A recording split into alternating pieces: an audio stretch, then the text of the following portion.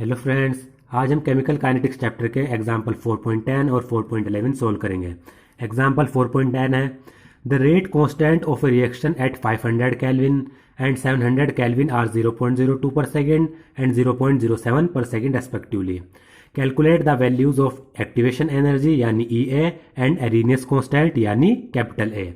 तो इसमें क्या है, हमें 500 केल्विन पर इतना रेट कांस्टेंट दिया हुआ है, 700 केल्विन पर इतना रेट कांस्टेंट दिया हुआ है। तो इन वैल्यूज से हमें एक्टिवेशन एनर्जी और एरीनियस कांस्टेंट की वैल्यू सोल्व करनी है, निकालनी है। चलिए इसको सोल्व करते हैं। एग्जाम्पल 4.10, इसमें जो हमें गिवन वैल्यूज हैं आप देख सकते हैं। T1 टेम्परेचर, T1 हम स्मॉल लेते हैं तो स्मॉल टेम्परेचर 500 केल्विन, और 500 केल्विन पर जो रेट कांस्टेंट है K1 वो कितना है 0.02 पर सेकेंड। इसी तरीके से T2 700 केल्विन दिया हुआ है, T2 ज़्यादा लेते हैं, ग्रेटर लेते हैं, और K2 हमारे पास दिया हुआ है 0.07 पर सेकेंड। तो हमने एरीनियस इक्वेशन से एक फॉर्मूला निकाला था, log K2 by K1 is equal to activation energy यानी E A upon 2.303 are.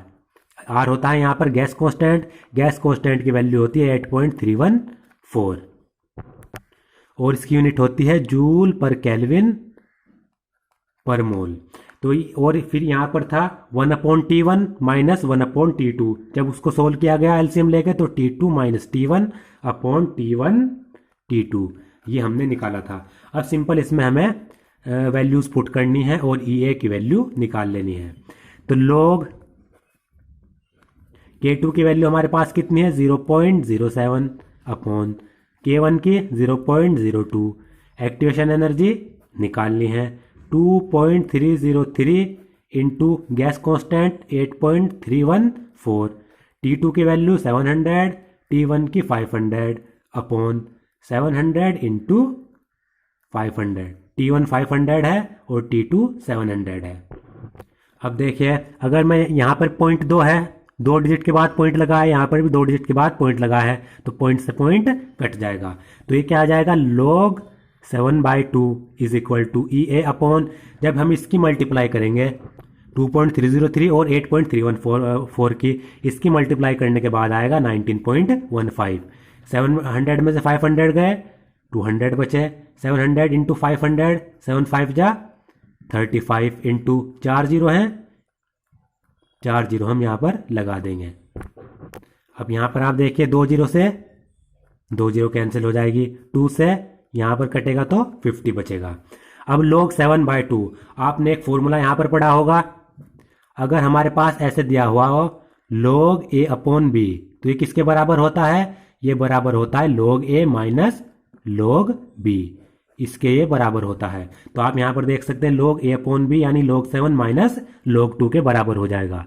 log 7 minus log 2 से लिख सकते हैं अपॉन ई ए अपॉन 19.15 इंटू 35 को 50 से मल्टीप्लाई करने पर 0, 5×5 = 25 2 और 5×3 = 15, तो 1750 आ जाएगा इसकी मल्टीप्लाई करने पर। तो log 7 की वैल्यू आपको पता है, आपको याद रखनी है 0.8450। log 1 से log 10 तक की वैल्यू याद कर लेनी है, इंपॉर्टेंट है, वैसे एग्जाम में इनकी वैल्यू दी जाती है। तो log 7 की वैल्यू 0.8450। log 2 क्या आपको पता है 0.3010 is equal to E A upon, यह आ जाएगा 19.15 इंटू 1750 इज इक्वल टू, जब 0.8450 में से 3010 हम घटाएंगे तो हमारे पास जो वैल्यू आएगी वो आएगी 0.5440। आप देख सकते हैं 0 में 0, 5 में से 1 गए 4, 4 में से 0 गए 4, और 8 में से 3 गए 5। तो ये वैल्यू किसके बराबर हुई, ई ए अपॉन 19.15 इंटू 1750। अब यहाँ से हमें ई ए की वैल्यू निकालनी है, तो 0.5440 इंटू ये डिवाइड में इधर जाकर मल्टीप्लाई में, ये भी मल्टीप्लाई में, ये आ जाएगी हमारे पास ई ए की वैल्यू। तो ई ए की वैल्यू कितने आई, इन सभी को मल्टीप्लाई करने पर ये आएगा 18,230.8 जूल। इतने जूल हमारे पास एक्टिवेशन एनर्जी आ जाएगी। आप यहाँ पर तीनों को मल्टीप्लाई कर देख सकते हैं। अब इसका एक पार्ट तो हमने निकाल लिया, अब यहाँ पर निकालना है हमें एक्टिवेशन एरीनेस कांस्टेंट। एरीनेस कांस्टेंट कैसे निकालेंगे, ये इसका इंपॉर्टेंट पार्ट है इस क्वेश्चन का। अब एरीनेस कांस्टेंट निकालने के लिए हम क्या लगाते हैं, सबसे पहले एरीनेस इक्वेशन लगाते हैं। तो एरीनेस इक्वेशन हमारे पास क्या है, आपको पता है k इज इक्वल टू ए ई की पावर माइनस के ई ए अपॉन आर टी। तो हम क्या करते हैं, इन दोनों साइड का, लेफ्ट साइड का भी और राइट हैंड साइड का भी लॉग ले लेते हैं। तो natural logarithm k is equal to natural logarithm A into e की पावर माइनस ई ए अपॉन आर टी। तो natural logarithm k is equal to, आपको पता है जब यह आपने फॉर्मूला पढ़ा है, natural logarithm A into B, ये क्या होता है, natural logarithm A plus natural logarithm B. तो यहाँ पर भी तो यही है, natural logarithm A into B. A की वैल्यू ये है, बी की वैल्यू ये है, तो ये क्या हो जाएगा, natural logarithm A plus natural logarithm e की पावर माइनस ई ए अपॉन आर टी। अब देखिए natural logarithm k is equal to natural logarithm A. अब यहाँ पर एक और फॉर्मूला है, आपने पढ़ा है, अगर यहाँ पर ऐसे दिया हुआ हो नेचुरल लॉगरिथम, या फिर जो नेचुरल लॉगरिथम होता है वही होता है लॉग बेस ई, दोनों ये सेम ही होते हैं। तो या ऐसे दिया हुआ या ऐसे, तो नेचुरल लॉगरिथम ए की पावर अगर एक्स हो तो वो एक्स के बराबर हो जाता है। तो आप यहाँ पर देख सकते हैं नेचुरल लॉगरिथम ए की जगह पर ई, इसकी पावर एक्स यानी ये वाली वैल्यू, तो ये किसके बराबर हो जाएगा, एक्स के बराबर, यानी ये हो जाएगा ई ए अपॉन आर टी के बराबर। इस पूरे की वैल्यू आ जाएगी ई ए अपॉन आर टी। माइनस में है तो माइनस यहाँ पर लग जाएगा, प्लस माइनस माइनस होते हैं तो यहाँ पर माइनस हमने लगा दिया। अब यहाँ पर आपको पता है अगर लॉग बेस ई को लॉग बेस 10 में कन्वर्ट करना है तो 2.303 से मल्टीप्लाई करते हैं। जैसे ऐसे नेचुरल लॉगरिथम या फिर लॉग बेस ई है, इसको हमें लॉग बेस 10 में मल्टीप्लाई करना है तो इसमें 2.303 की मल्टीप्लाई कर देते हैं।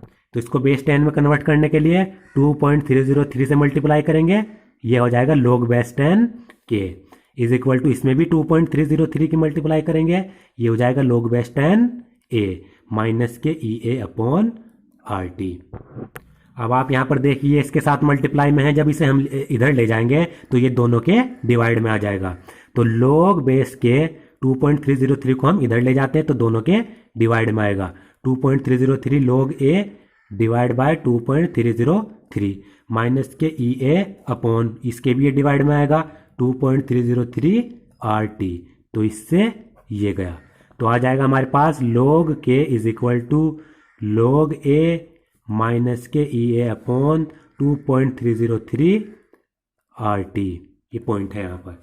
अब हमें क्या करना है, log ए की वैल्यू निकालनी है। तो क्या करते हैं हम, log के इसे इधर ले जाते हैं तो इधर प्लस का हो जाएगा E A upon 2.303 R T is equal to log A, क्योंकि हमें एरीनेस कांस्टेंट निकालना है। अब हम यहाँ पर क्या करेंगे, के की वैल्यू रख देंगे।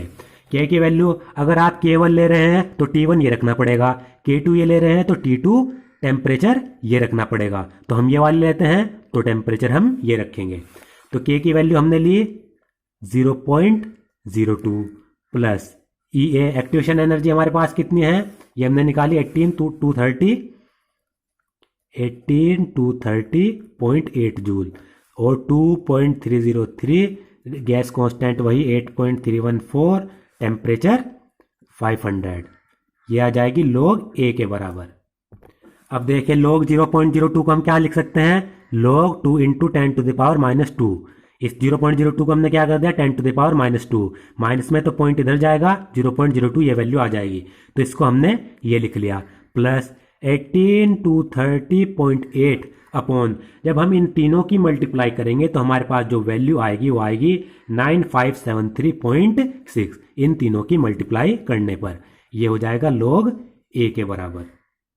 अब फिर से वही इसमें लगाएंगे, log ए इंटू बी क्या होता है, log ए प्लस log बी, तो ये आ जाएगा, इसको ब्रैकेट में लिख लेंगे, ये अलग वैल्यू है, log 2 प्लस माइनस के 2 log 10। अब ये माइनस 2 log 10 कैसे आया, मैं यहाँ पर आपको यहाँ पर सोल्व करके दिखा देता हूँ। जब हम इसे लिखेंगे log 2 plus log 10 to the power minus 2, तो log 2, आप यहाँ पर आपको पता है log ए की पावर अगर n होती है, तो वो किसके बराबर होता है? वो हो जाता है n log a के बराबर, अगर बेस 10 हो। तो बेस 10 है यहाँ पर, तो n ये मल्टीप्लाई में log a, तो यहाँ से क्या होगा? -2 मल्टीप्लाई में log 10, इसलिए यहाँ पर ये करके लिखा है यहाँ पर। प्लस जब हम 18,230 को 9573.6 से डिवाइड करेंगे तो हमारे पास डिवाइड करने के बाद आएगा 1.90, ये log a के बराबर हो गया। अब यहाँ पर आप देख सकते हैं log 2 की वैल्यू हमें पता है 0.3010, माइनस के ये हो जाएगा प्लस माइनस के 2, log 10 की वैल्यू आपको पता है 1 होती है, प्लस 1.90, तो 0.3010 माइनस 2 इंटू 1 -2 हो जाएगा, प्लस 1.990। तो आप यहाँ पर जब -2 में से 3010 सब्सट्रैक्ट करेंगे तो ये आ जाएगा माइनस के 1.69 प्लस के 1.90। तो ये जब हम इसको, ये log a की बराबर होगी। जब हम इसमें से इसे डिवाइड करेंगे, माइनस करेंगे, 1.9 में से माइनस के 1.69 सब्सट्रैक्ट करने पर कितना आएगा? 0.21 आएगा, प्लस के ये आ गई हमारे पास log a की वैल्यू। अब ये log a की वैल्यू है, a की वैल्यू निकालने के इधर क्या करना पड़ेगा? ये एंटी लॉग लेना पड़ेगा हमें 0.21 का। यहाँ पर आप देखिए हमें एंटी लॉग निकालना है 0.21 का। तो एंटी लॉग निकालने के लिए सबसे पहला स्टेप क्या है? पॉइंट से इधर कौन सी डिजिट है ये हमें देखनी है। तो पॉइंट से इधर 0 है, तो क्या करते हैं, पॉइंट से इधर जो भी डिजिट है उसको पावर में लगा देते हैं। तो यहाँ पर 0 है तो 10 टू द पावर 0, 1 होता तो 10 टू द पावर 1 करते।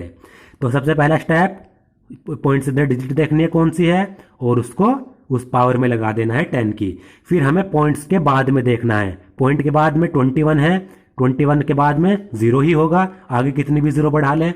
तो क्या करना है, 21 का 0 की रेस्पेक्ट में देखना है।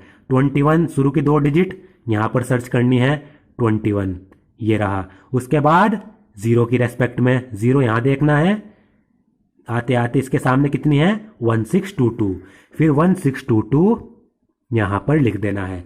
फिर थर्ड स्टेप क्या है, एक इधर लेफ्ट साइड से एक डिजिट के बाद पॉइंट लगा देना है। ये लेफ्ट साइड है, इसमें एक डिजिट के बाद पॉइंट लगा देना है। तो क्या आ गया 1.622 इंटू 10 टू द पावर 0। तो 1.622 इंटू 10 टू द पावर 0 कितनी होती है, जिस चीज की पावर 0 होगी वो वैल्यू 1 होती है।